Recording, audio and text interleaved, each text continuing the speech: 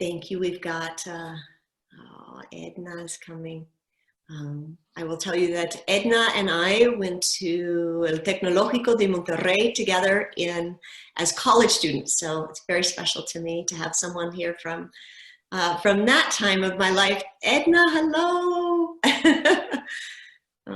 What a joy to see all of you. And then we've got local friends. Hi, Kate and Sue. And as I was saying, Elizabeth is here. And yeah, so. Thank you for, so Rosie and Kate are our co-hosts. They will be taking care of all of us today. They've been letting everyone in now that we have to have waiting rooms on Zoom. But I will, Kate, when you feel ready in the next couple minutes, we can go ahead and start. And then I will share my screen. We'll do share some content and then make sure I'm getting you to get to meet one another.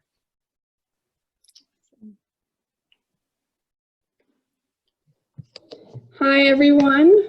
I'm actually going to be doing the introduction speech. Oh, right. So, yeah. My apologies. I didn't know Kate was going to say anything. She's saying something at the end, right? My apologies.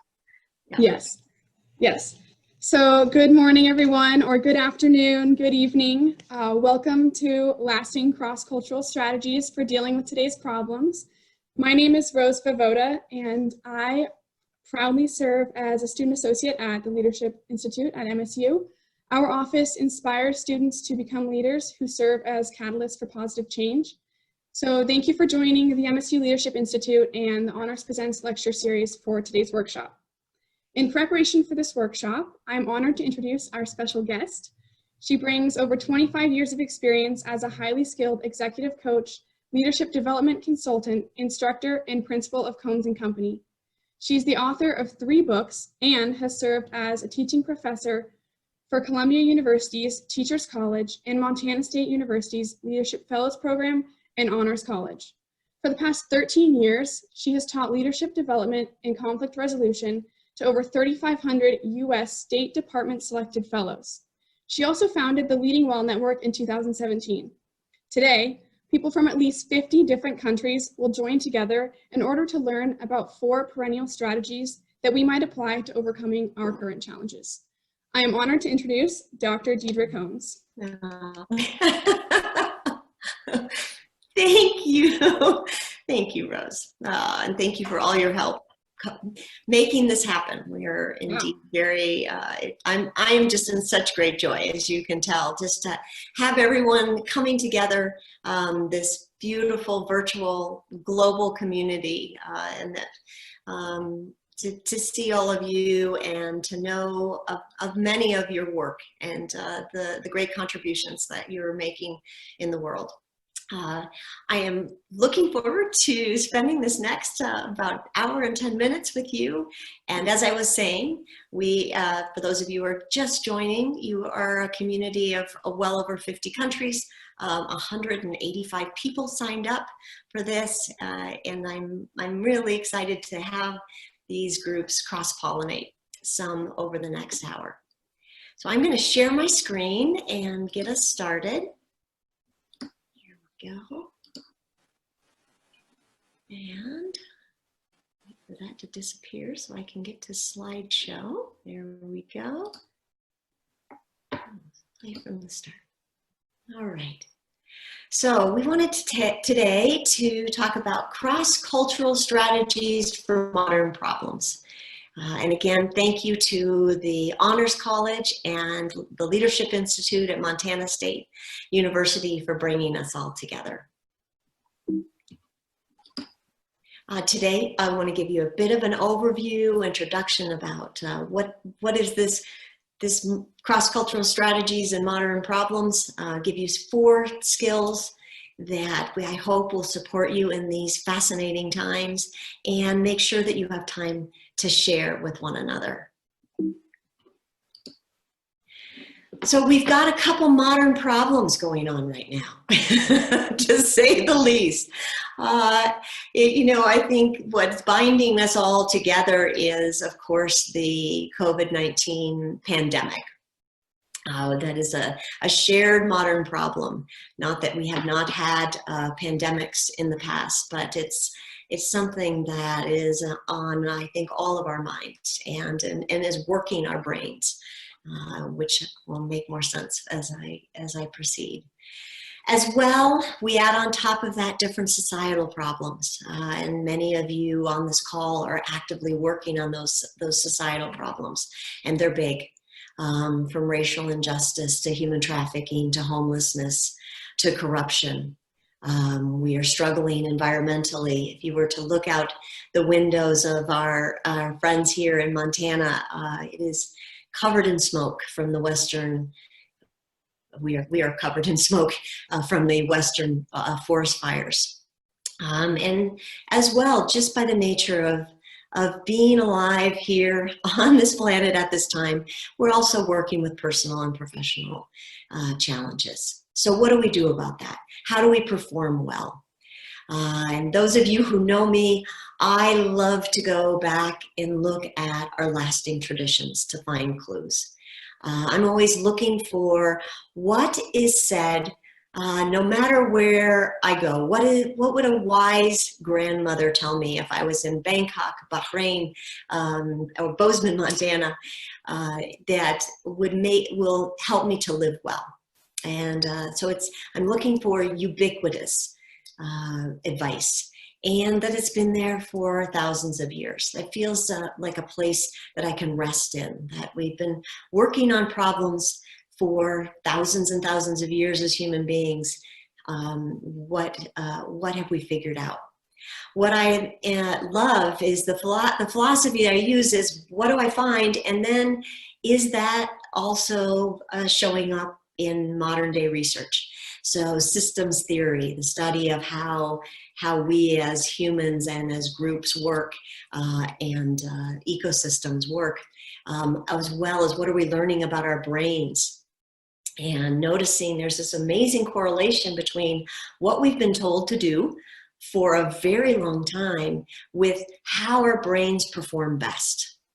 So we're finding in these new fields of behavioral economics and positive psychology, and as well as leadership research, that what we've been told to do for a long, long time by our wisest friends helps us to serve not only to perform well in our own lives, but when we're leading. Meanwhile, we are dealing with a lot of change right now. We are in a place of rapid change and disruption, and it is unnerving. Sorry about that. When we are in a place of rapid change, our brain is trying to address or suss out if there's threat. And this is exhausting. It causes us stress. The amygdala that's in the center of our brain is activated and saying, is this a threat? Is this a problem? What do we need to do? How do I handle this? And it, as a result, makes us exhausted, can make us kind of ornery, as well as create a sense of overwhelm. We know from Daniel Kahneman's work, who is a behavioral economist, that our brain likes to think fast. It likes to be on autopilot as much as possible. If I told you to brush your teeth, you would pick up the toothbrush, put on the toothpaste, and just start brushing. But if I told you now you need to brush your teeth without your hands, things get a little more interesting. We use the slower processing part of our brain to hopefully creatively figure out a solution. Meanwhile, when we're under a threat, it makes it really difficult for us to move into that slow thinking, creative brain. Change also is it creates excitement, because we don't change and we don't grow without change. We need change. It has full of possibility, but it also then creates fear, because that possibility may be something wonderful. You think about, how it might bring opportunity, a new job, a new place to travel, but it also can bring a sense of fear, because it could be a threat. I refer you to Daniel Kahneman's work on Thinking Fast and Slow, and as well as Dan Gilbert, to understand how our brain acts on change. I wanted to give you a quick primer on how our brains work and where we want to be in our brain. Our brain is actually like 4 different brains. We have at the base of our skull the reptilian brain. That, when the amygdala, we see a new threat, the amygdala gets activated and says, ooh, that could be something bad or scary. If we saw something coiled in the corner of a room, we might think it could be a rope, but our brain might go, that could be a snake, and send us right to our reptilian brain. And in our reptilian brain, we are to think, it is all about survival. It doesn't think about anything but the present and us. So it's a very selfish brain that's there for our survival. We have in the center of our brain the limbic system. This is what they might call the mammalian brain. This thinks about me when I'm threatened and also my people. As a mother, we call it my mother bear instinct. It's the place where I'm going to grab my child and take them away, not thinking for a moment if the threat is a real threat or not. This is a place when we are worried about our tribe, it gets activated. Meanwhile, we have at the top of our brain the neocortex and our prefrontal lobes. They say that these are the most developed components of our minds. They think in past, present, and future. They can think about other people. They can think about communities that are not our own. We can do creative problem solving. So when we are dealing with threat and when we are dealing with change, we really want to try to work ourselves as much as possible into this part of our brain, because that's where we're going to perform best. And I want to pass along 4 tips that seem to move us into those parts of our brains so that we perform well and that we lead well. First, and those of you who know me, I always start with this. It's the, if you remember nothing else, part of the presentation is gratitude is a superpower. There are wonderful studies that show that when we are threatened, we cannot process gratitude in our reptilian brain. So if someone is coming at you, say you are at MSU and someone is yelling at you for wearing a mask or not wearing a mask, and you start to feel scared and threatened, if you can, if nothing else, think, thank you for this opportunity to learn, you might have the opportunity to get yourself up to your neocortex and more creatively respond, instead of wanting to punch that person or run away from them, or freeze and not want to say, not be able to say anything. We have to process gratitude in our neocortex. It's just where we do it. So you'll see in traditions around the world, cultural and spiritual traditions, we are counseled each day to begin and end our day with gratitude, with what is working. We see it in the martial arts that are based in the Buddhist and Taoist traditions, where there's an opening bow that says, thank you for this opportunity to learn. I know that you could hurt or destroy me, but this is important. By fighting, I become better. I become stronger. One way to think about gratitude in when stuff feels really awful and we're really in our reptilian brains or mammalian brains and feeling just miserable is, I get to be here. I get to experience these times that I was born. What a fascinating time to be here. So we are counseled that we want to actually be grateful for everything. Not only those things that are easy, but also the difficulties, and to see it as training, and that's another way to support ourselves. Now, I just want you all to meet each other. Can you tell? So we're going to start with an exercise where I'm going to break you into pairs, and I want you just to try on and practice gratitude. And if nothing else, you're going to do a gratitude practice, which is good for you and good for your health. You're going to introduce yourselves. I'll put this in the chat as well. Your name, your hometown, and think about some little problem that's bothering you. Just something tiny. We don't want to spend too much time on it, but just to kind of get yourself a little bit, you know. For some of us, it may have been hard to get in on this call and it was frustrating, or our internet has gone in and out. I want you to notice how your body's acting. Is it, you know, your throat getting constricted or struggling to breathe? So just kind of noticing what threat does. Then think about 5 things you are thankful for. And if you can, think about what you might be thankful for with the situation. The idea is when conflict comes to be grateful. Then notice, has anything shifted? Has your thinking shifted, or even your body shifted a little bit? Then switch and have the other person in your pair do the same thing. Little problem, notice how you're feeling, 5 things you're thankful for, then notice the difference. And then I'll bring you back. So I'm going to stop sharing so I can see you all.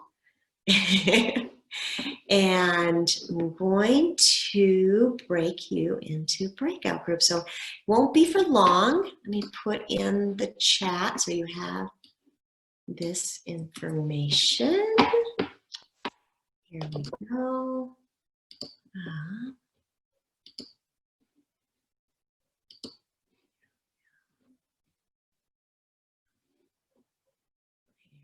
Here we go. Okay, there you have the prompt, breaking you into pairs here.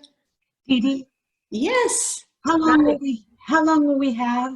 You will have just 5 minutes, if that's okay. Total, 2.5 each. Yeah. Okay. Thank you for asking that. Yeah. I needed the process while I'm working on the small groups. This is good. Here we go. I think we've done it. Let's see, we are, oh, how wonderful. There we go. All right, here we go. I'm going to create breakout groups. Enjoy and meet one another. I will bring you back in about 5 to 6 minutes. You see, and coming back, which is good. Let's see, I'm going to close out. So Carmen had just asked about not only how when we engage in gratitude, what it does for us, but when we see another in a place of gratitude, how that affects us. Within our brains, we have something called mirror neurons. And our mirror neurons are, what they do for us is they help us to have empathy or to feel what another person is feeling. So if someone is in pain, we might feel pain. But when someone is in gratitude, we'll feel gratitude. Our emotions are actually contagious for others, which is an important concept when we're thinking about leading. I'm going to bring up my slides again. I'm hoping that, let's see, before I do that, no, you got my screen. I do not want that. There we go. I hit the wrong button. Before I do that, I wanted to just ask in the chat, how did your conversation go? You can put in a quick, I love it. You hopefully was that a good connection? Could you feel that other person's gratitude? Could you feel your mirror neurons, that contagious nature of your experience, of their experience? Yes. Oh, good. I wanted to watch just a bit to see. Yeah. Yeah, as I dropped into the main room, we were having a conversation about gratitude, and it made me feel better. So watching how when we are leading, how we are comporting ourselves matters for those around us, because their mirror neurons are picking up our state. If I'm in a place of calm, it can permeate a room. But if I'm in a place of fear or anger, it can cause that stress. So something else to consider as we're thinking about our brain. Yeah, I will go back to sharing my screen. There we go. All right. Okay. I love this German proverb that no one is luckier than he who thinks himself so. And so that's as we think about with gratitude. If we're holding that place of gratitude, we open ourselves to that state. Number 2, so we're going to do 4, and I'm going to make sure I give you time in small groups, but I want to touch upon these other 3 as well. Around the world, we are told to be open to outcome, not attached to outcome. We are asked to, around the world to be open to what might come. In the Islamic tradition, we may, as we're talking about the future, say inshallah, or God willing, Allah willing. In Spanish, you will find around the world, especially in Mexico, they will say ojalá, again, God willing. You will find in Hinduism, it says, do your work and do it well, but don't be attached to the fruits of your work, to the outcome. Don't grab onto that. In Tibetan Buddhism, they talk about clinging or shenpa, and how do we instead be open and let things come as they are supposed to. Our brains do this to us. We have in our prefrontal lobes the ability to visualize the future. We want things, and when we visualize that future, we want things to be a certain way. Meanwhile, we then put blinders on how we're trying to get to a certain place. By being open to outcome and not attached to outcome, we expand our listening skills and open ourselves to more possibilities. This is a time for adaptive leadership. There is management where every day we do things a certain way, but we need to be able to shift, change, adapt. I don't know about all of you, but this has been my year of learning about flexibility. I thought I was going to be doing this, and I'm doing something very different. Each day we make plans, and we realize maybe those won't work. There is a Zen Buddhist koan that says to hold tightly with an open hand. How do we hold tightly with an open hand? This is the advice we are given around the world. And the approach is, how can we hold on to our vision, but allow it to unfold in a form that we might not have seen? Hold the essence of what we think is important, but at the same time, not get fixated on it going a certain particular way. So I want to give you, as a daily practice, these kind of questions to consider in your leadership and in your daily conduct. Where can I be more open to outcome? How can I flexibly implement my vision? How often each day am I surprised? This is an indicator of how detached I am. And detachment is not caring. It is caring deeply, but from an objective place. Where am I too attached? And one of my teachers, Angeles Arian, would always say, if I can't tease you about something, I can't joke with you about something, you are too attached. So if I think this is the way I must teach and this is how it must look, I'm probably too attached. If you start to tease me about, Deidre, you're always doing it just in that particular way. And I could be, oh yes, I'm a little attached. That would open and help me to let go.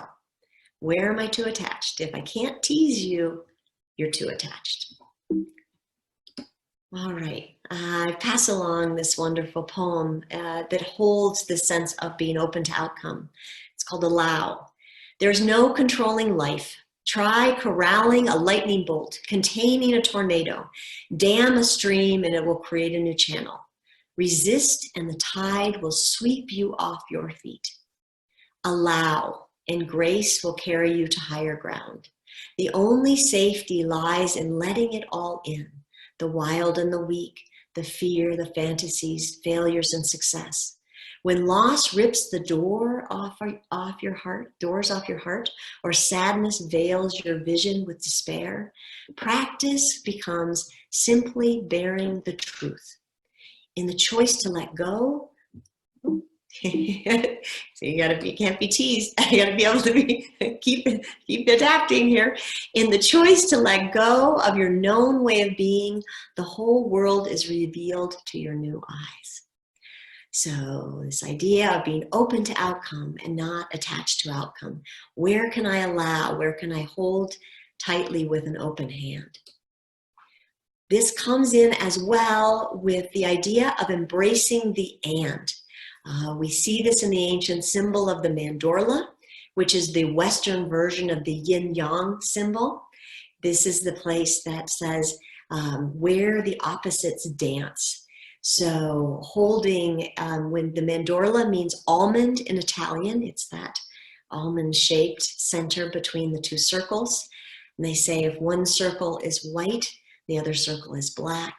But the mandorla would be that dancing of the opposites should be the color of peacock's feathers, rainbow. And that is a doorway into new possibilities.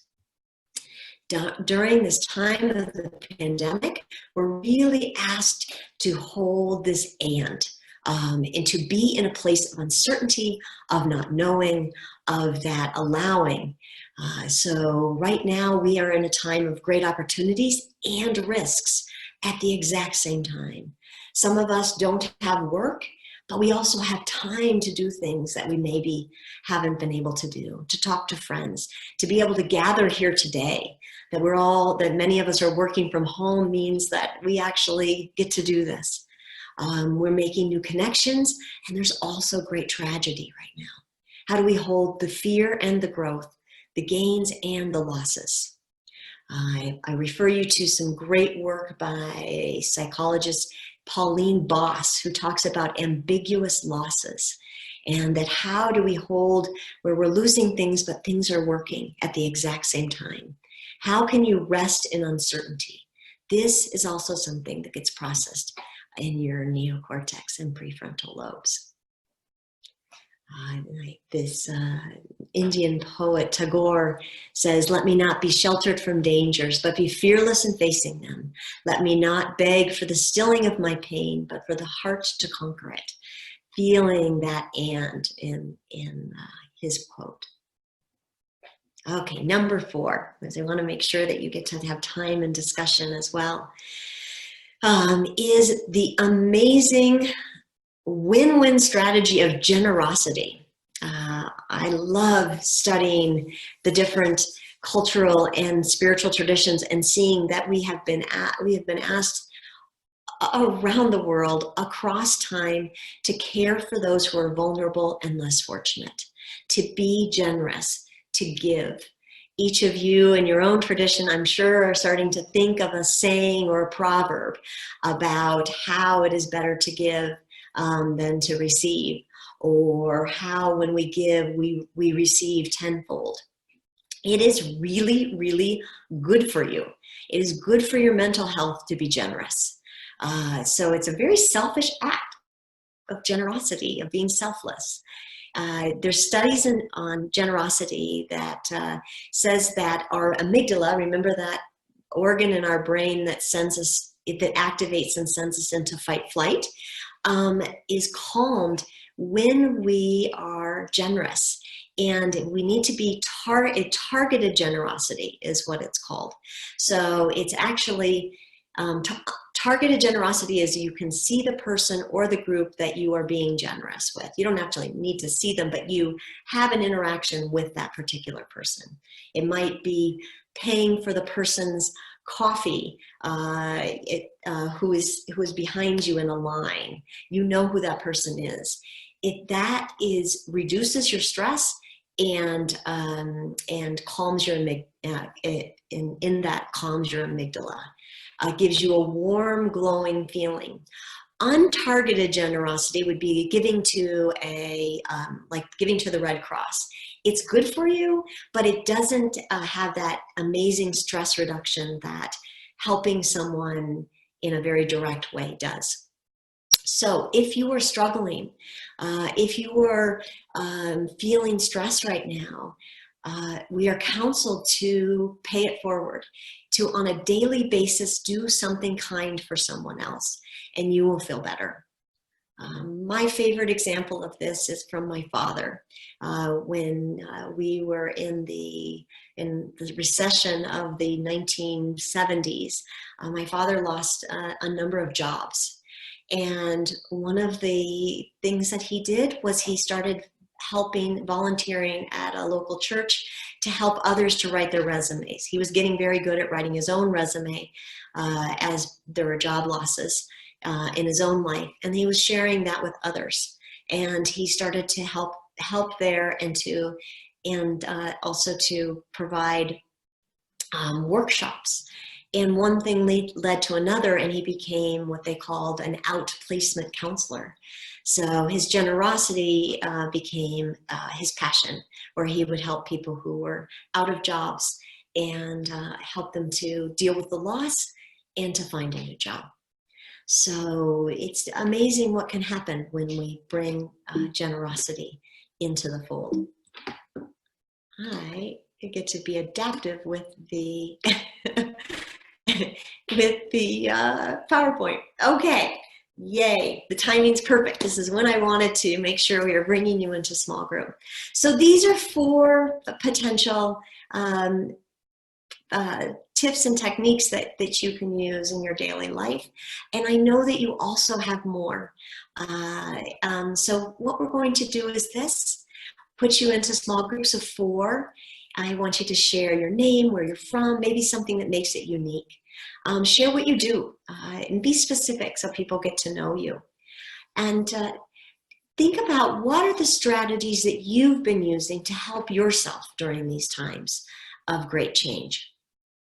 What do you need to add more of in the next months? When we commit to another, it has a wonderful effect of helping us to move closer to our goals. Who in your community needs our generosity right now? And what might be one small targeted thing that you could do? I'm going to stop sharing. See all of your wonderful faces again. I am going to, in the chat, put that prompt so that you have it. And I'm also going to remind you of the dialogue ground rules that you were provided in your, here we go, in the information that we sent you for this class. So you'll see in the chat, oh, let's see, oh, no. I just sent those privately to Carmen. That doesn't do you any good. We're going to do that again. There we go. Okay, hopefully everyone sees them now. There we go. All right. I'm going to put you. Was there a guideline for